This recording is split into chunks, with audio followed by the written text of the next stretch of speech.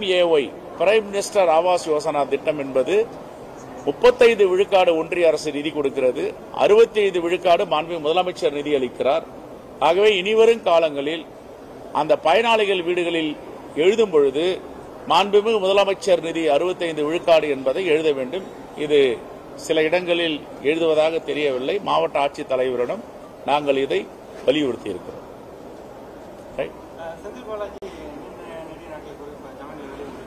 ஏறக்குறைய 1.5 ஆண்டுகள் இந்த தேசத்தில் யார் ஒருவர் தலைவராக பரிணாம வளர்ச்சி பெறுகிறாரோ, அமைச்சராக யார் பணியாற்றுகிறாரோ நல்ல முறையில், எதிர்க்கட்சிகளுடைய அமைச்சர்களை தலைவர்களை சிறைபிடிப்பது 11 ஆண்டுகளாக வழக்கமாக இருந்திருக்கிறது. எதிர்க்கட்சிகள் யாரெல்லாம் குரல் கொடுக்கிறார்கள் அவர்கள் மீது வழக்கு, இந்த தேசத்தை பற்றி யாராவது பேசினால் அவர்கள் மீது சிறைபிடிப்பு, சிறைவாசம். அப்படி 23 கட்சிகளை, எதிர்க்கட்சிகளாக இருந்தவர்களை தன்னுடைய கூட்டணியிலே சேர்த்த பிறகு 21 அமைச்சர்கள், 21 தலைவர்கள் மீதுள்ள வழக்குகளை ஒன்றிய அரசு, அமலாக்கத்துறை திரும்ப பெற்றிருக்கிறது.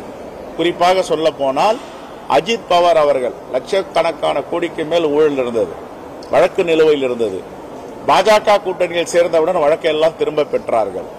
அதே போன்று காங்கிரஸ் கட்சியில முதலமைச்சராக இருந்த அசோக் சவான் அவர் காங்கிரசிடம் சொல்லிவிட்டு போகும்பொழுது என்னை சிறைபிடிப்பார்கள், ஒரே வழி பாஜகவில் சேருவதுதான் என்று அவரையும் பாஜகவில் சேர்த்த பிறகு அவருடைய வழக்குகள் கைவிடப்பட்டிருக்கின்றன. நாராயண் ராணா சிவசேனா கட்சியுடைய தலைவராக இருந்தவர், அவர் மீது வழக்கு போட்டார்கள்.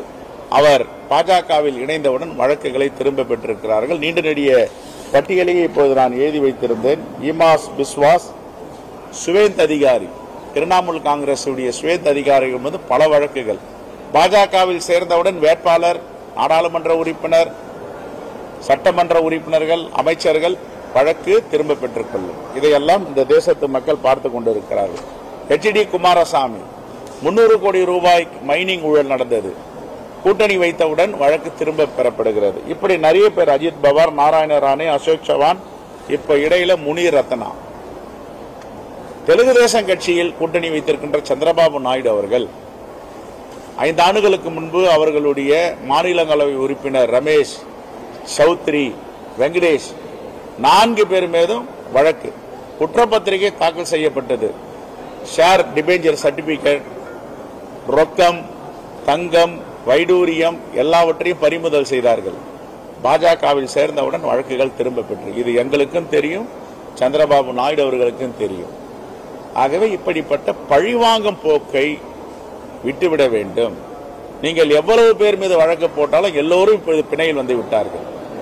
இது ஒரு மிகப்பெரிய பாடம். உச்சநீதிமன்றம் சரியான தீர்ப்பை வழங்கியிருக்கிறது. இது ஒரு நல்ல அமைச்சரை 1.5 வருடம் சிறைபிடித்திருப்பது வன்மையாக கண்டிக்கத்தக்கது. நீதிமன்ற தீர்ப்பை வரவேற்கிறோம். இனிவரும் காலங்களில் இப்படிப்பட்ட நடவடிக்கையில் எடுத்தால் மக்கள் அவர்களுக்கு தீர்ப்பளிப்பார்கள். அது வந்து தனியா ஒரு பிரஸ் மீட் 2 நாள்ல வச்சிருக்கேன், நான் விளக்கலாம். நெக்ஸ்ட் அதெல்லாம் பிறகு பேசுவோம். இது வந்து தமிழ்நாடு சட்டப்பேரவை பொது கணக்குழு அபிஷியல். நீங்க செந்தில் பாலாஜிக்கு பிணைன்றதுனால அதை சொன்னேன்.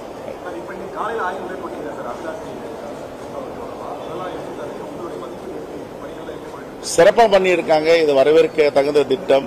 இப்போ உபரி தண்ணீரை செறிவூட்டுவது, ஒரு விவசாயி சொன்னார், இவ்வளவு காலமாக வந்து 40 அடி கீழே தண்ணி இருக்கும்.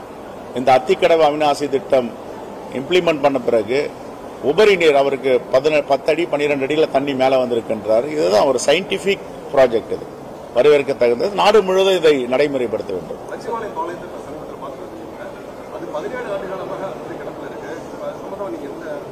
இப்போ எங்களுடைய மேயர், துணை மேயர், அங்க இருக்கின்ற சட்டமன்ற உறுப்பினர்லாம் சேர்ந்து சமரசமாக பேசி அதை தீர்த்து வைத்திருக்கிறார்கள். இப்போது மாவட்ட ஆட்சித் தலைவருடைய காலத்தில் வெகு விரைவாக அது முடிக்கப்படும். No politics please. சட்டப்பேரவை மட்டும் பேசுங்க.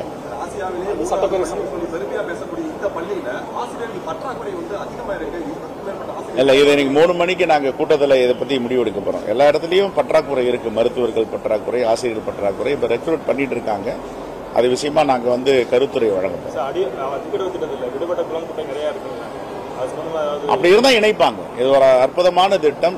இது கொங்கு மண்டலத்திற்கு ஒரு தேவையான திட்டம். 3 மாவட்டங்களை ஒருங்கிணைந்த திட்டம்.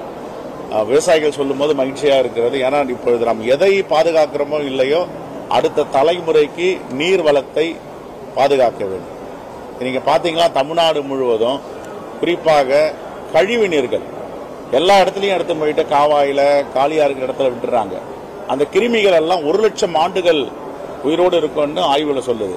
நான் சட்டப்பேரவையில் கூட பேசியிருக்கேன். நாம இப்ப பாதுகாக்க வேண்டியது, முக்கியத்துவம் கொடுக்க வேண்டியது, முதன்மை முக்கியத்துவம்னா குடிநீர் பாதுகாப்பு, நிலத்தடி நீர் பாதுகாப்பு தான். அதுதான் அடுத்த தலைமுறைக்கு ஒரு கொடையாக இருக்கும். அதை விட்டுட்டு எல்லா இடத்துல கண்டாமினேஷன் பண்ணிட்டோம்னா, நிலத்தடி நீர்லாம் கெட்டு போச்சுன்னா அடுத்த தலைமுறை எல்லாம் பிஸ்லரி வாட்டர்லேயே தான் இருக்க வேண்டியது.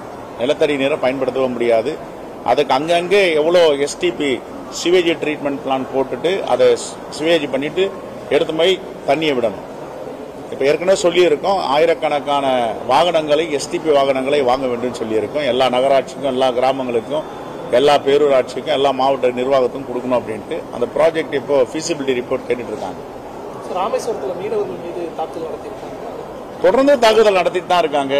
கோஸ்ட் கார்டு என்ன பண்ணுது, நேவி என்ன பண்ணுது, அங்கே இன்டர்நேஷனல் பார்டர் செக்யூரிட்டி ஃபோர்ஸ் என்ன பண்ணுது, இதெல்லாம் ஒன்றிய அரசுகிட்ட தான் கேட்கணும். ஓகே, இன்னைய வரைக்கும் தமிழ்நாடு சட்டப்பேரவையுடைய பொது கணக்கு குழு திருப்பூர் மாவட்ட ஆட்சித்தலைவர் சிறப்பாக பணியாற்றி கொண்டிருக்கிறார் என்று மக்கள் எல்லாம் சொல்லுகிறார்கள். அவருக்கு வாழ்த்துக்கள். அது மாண்புமிகு முதலமைச்சர் எடுக்க வேண்டிய முடிவு.